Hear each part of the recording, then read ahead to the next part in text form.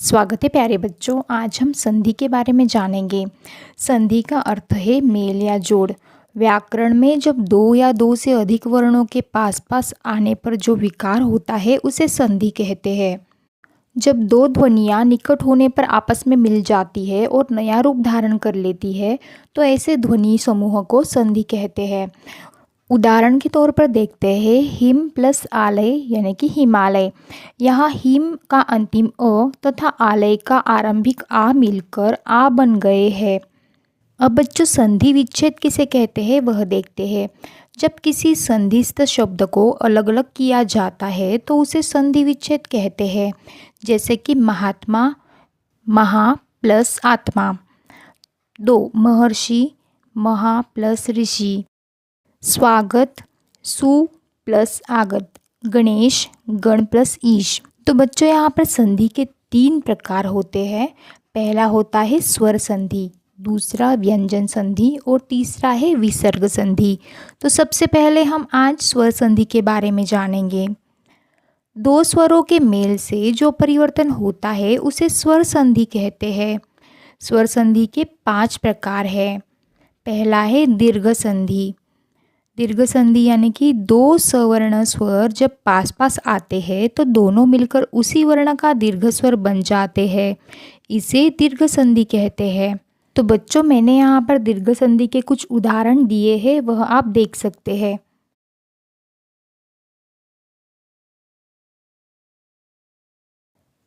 स्वर संधि का दूसरा प्रकार है गुण संधि। तो बच्चों गुण संधि के कुछ नियम हैं, वह हम देख लेते हैं। यदि अ या आ के आगे छोटी ई या बड़ी ई आए तो दोनों के मिलने से ए बनता है। यदि अ या आ के आगे छोटा ऊ या बड़ा ऊ आए तो दोनों मिलने से ओ बनता है। और यदि अ या आ के आगे री आए तो दोनों के मिलने से अर बनता है। तो बच्चों यहाँ पर गुण संधि के कुछ उदाहरण दिए गए हैं, वह आप पढ़ सकते हैं। स्वर संधि का तीसरा प्रकार है वृद्धि संधि। तो बच्चों यहाँ पर वृद्धि संधि के भी कुछ नियम हैं, वह हम देख लेते हैं। तो पहला नियम है यदि अ या आ के बाद ए या ए हो तो दोनों मिलकर ए हो जाता है। और दूसरा नियम है यदि अ या आ के बाद ओ और ओ हो तो दोनों मिलकर ओ हो जाते हैं। वृद्धि संधि के भी कुछ उदाहरण यहाँ पर दिए गए हैं, आप देख सकते हैं। स्वर संधि का चौथा प्रकार है यण संधि। तो बच्चों यण संधि के भी कुछ नियम हैं, वह हम देख लेते हैं। तो पहला नियम है जब छोटी ई या बड़ी ई के बाद छोटी ई वर्ण के अतिरिक्त कोई अन्य स्वर आता है तो छोटी ई या बड़ी ई के स्थान पर य हो जाता है। दूसरा नियम है यदि छोटा ऊ या बड़ा ऊ के बाद छोटा ऊ वर्ण के अतिरिक्त कोई अन्य स्वर आता है तो छोटा ऊ या बड़ा ऊ का व हो जाता है। और तीसरा नियम है री के बाद री के अतिरिक्त कोई भिन्न स्वर आता है तो री का र हो जाता है। तो बच्चों यहाँ पर कुछ उदाहरण दिए गए हैं, वह आप पढ़ सकते हैं। स्वर संधि का 5वां प्रकार है अयादि संधि। अयादि संधि का भी एक नियम है बच्चों, तो वह हम देख लेते हैं। यदि स्वर ए ओ औ से आगे कोई अन्य या भिन्न स्वर आए तो ए स्वर जो होता है उसका अ बन जाता है, अ स्वर का आय बन जाता है, ओ का औ बन जाता है तथा औ का आव बन जाता है। यहाँ पर उदाहरण दिए गए हैं, आप देख सकते हैं। तो बच्चों यहाँ पर आपको संधि का पहला प्रकार समझ में आया होगा, जिसे स्वर संधि कहते हैं। अब संधि का दूसरा प्रकार देखते हैं, जो कि व्यंजन संधि है। अब बच्चों व्यंजन संधि यानी कि व्यंजन के बाद किसी स्वर या व्यंजन के आने से उस व्यंजन में जो परिवर्तन होता है वह व्यंजन संधि कहलाता है।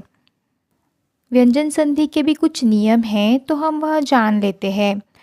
तो पहला नियम है वर्ग के पहले वर्ण का तीसरे वर्ण में परिवर्तन।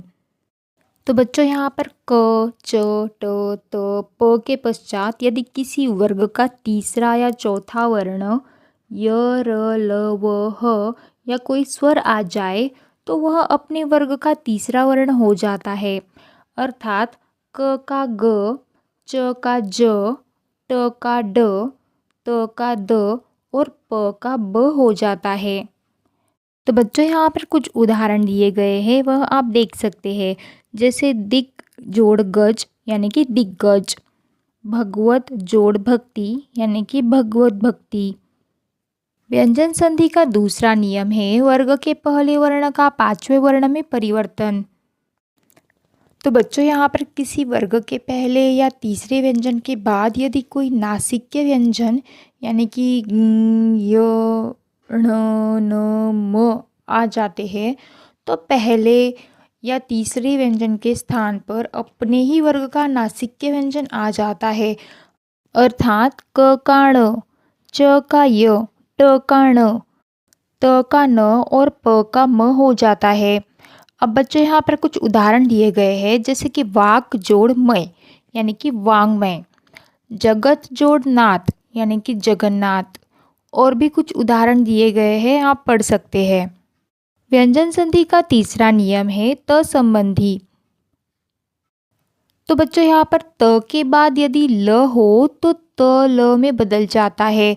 जैसे कि उत जोड़ लेख उसका बन जाता है उल्लेख, उत जोड़ लास उसका बन जाता है उल्लास, और तत् जोड़ लीन इसका बन जाता है तल्लीन। त या ज के बाद यदि ज झ हो तो त ज ज में बदल जाता है। त या ज ज में बदल जाता है। जैसे कि सत जोड़ जन सज्जन, उत जोड़ ज्वल उज्ज्वल, और विपत जोड़ जाल विपंजाल। त संबंधी तीसरा नियम है त के बाद यदि ट या ड हो तो ट या ड में बदल जाता है। जैसे कि उत जोड़ डयन उड्डयन, बृहद जोड़ टीका बृहद टीका। त संबंधी अगला नियम है त के बाद यदि श हो तो त का च और श का छ हो जाता है। जैसे कि उत जोड़ श्वास उच्छ्वास, सत जोड़ शास्त्र शस्त्रछात्र, उत जोड़ शिष्ट उच्छिष्ट, और तत् जोड़ शिव तत्शिव। त से जुड़ा पांचवा नियम है त के बाद यदि च छ हो तो त का च हो जाता है। जैसे बच्चों यहाँ पर आप उदाहरण देख सकते हैं। उत जोड़ चारण उच्चारण, उत जोड़ चरित उच्चरित, सत जोड़ चरित्र सच्चरित्र, जगत जोड़ छाया जगत छाया। त से जुड़ा हुआ अगला नियम है यदि त के बाद ह हो तो त के स्थान पर द और ह के स्थान पर ध हो जाता है। जैसे कि तत् जोड़ हित तद्धित, उत जोड़ हार उद्धार, और पत जोड़ हति पद्धति। अब बच्चों व्यंजन संधि का म संबंधी नियम देख लेते हैं। जब पहले शब्द के अंतिम वर्ण में म के आगे दूसरे शब्द का प्रथम वर्ण अंतस्थ य र ल व या उष्म श श स ह या अन्य स्पर्श हो तो म के स्थान पर पंचम वर्ण अथवा अनुस्वार हो जाता है। जैसे कि आप यहाँ पर उदाहरण देख सकते हैं। सम जोड़ गम यानी कि संगम, सम जोड़ चय संचय, सम जोड़ तोष संतोष, और भी कई उदाहरण यहाँ पर दिए गए हैं, तो बच्चों आप पढ़ सकते हैं। अब बच्चों व्यंजन संधि का न संबंधी नियम देख लेते हैं। यदि र र तथा श के बाद न व्यंजन आता है तो उसका ण में परिवर्तन हो जाता है। भले ही बीच में क वर्ग प वर्ग अनुस्वार य व ह आदि में से कोई भी वर्ण क्यों न आ जाए। जैसे कि उदाहरण देख सकते हैं हम। परि जोड़ मान यानी कि परिमाण, शोष जोड़ अन शोषण, और भी कई उदाहरण यहाँ पर दिए गए हैं, आप पढ़ सकते हैं। व्यंजन संधि का अगला नियम है स का श नियम। स से पहले अ आ से भिन्न स्वर हो तो स का श हो जाता है। यहाँ पर उदाहरण देख सकते हैं हम। अभि जोड़ सेक इसका हो जाता है अभिषेक, सु जोड़ सुप्ति इसका होता है सुषुप्ति, और भी दो उदाहरण दिए गए हैं बच्चों, आप देख सकते हैं। अब बच्चों संधि का जो तीसरा प्रकार है विसर्ग संधि, उसके बारे में जानेंगे। तो विसर्ग संधि यानी कि क्या होता है? विसर्ग के बाद किसी स्वर अथवा व्यंजन के आने से विसर्ग में जो परिवर्तन होता है वह विसर्ग संधि कहलाता है। विसर्ग संधि के भी कुछ नियम है, वह हम देख लेते हैं। इसमें सबसे पहला नियम है विसर्ग का ओ होना। यदि विसर्ग के पहले अ स्वर और आगे अ अथवा कोई सघोष व्यंजन किसी वर्ग का तीसरा चौथा पांचवा वर्ण अथवा य र ल व ह में से कोई वर्ण हो तो अ और विसर्ग के बदले ओ हो जाता है। जैसे उदाहरण के तौर पर देखते हैं, मन जोड़ अनुकूल मनोनुकूल, मन जोड़ बल मनोबल, मन जोड़ भाव मनोभाव। और भी कुछ उदाहरण दिए हैं बच्चों, आप पढ़ सकते हैं। विसर्ग संधि का दूसरा नियम है विसर्ग का र होना।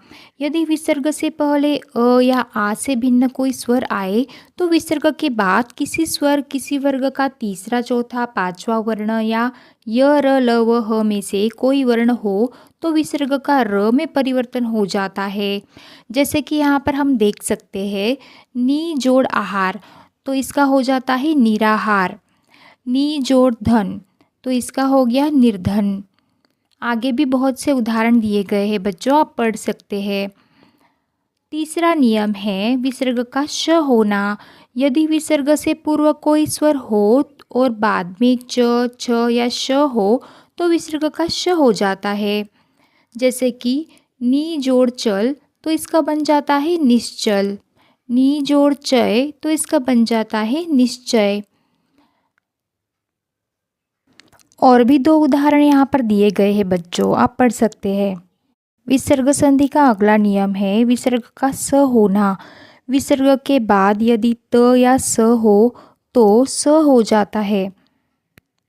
जैसे उदाहरण देखते हैं, नम जोड़ते तो इसका हो जाता है नमस्ते, नी जोड़ संतान तो इसका हो जाता है निसंतान, दु जोड़ साहस तो दुस्साहस और मन जोड़ ताप इसका हो जाता है मनस्ताप।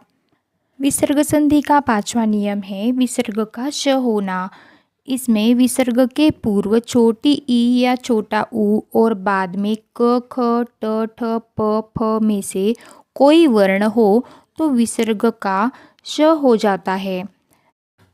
तो बच्चों यहाँ पर उदाहरण के तौर पर हम देख सकते हैं, नी जोड़ कलंक तो इसका बन जाता है निष्कलंक, नी जोड़ फल तो इसका बन जाता है निष्फल। और भी दो उदाहरण दिए गए हैं, आप पढ़ सकते हैं।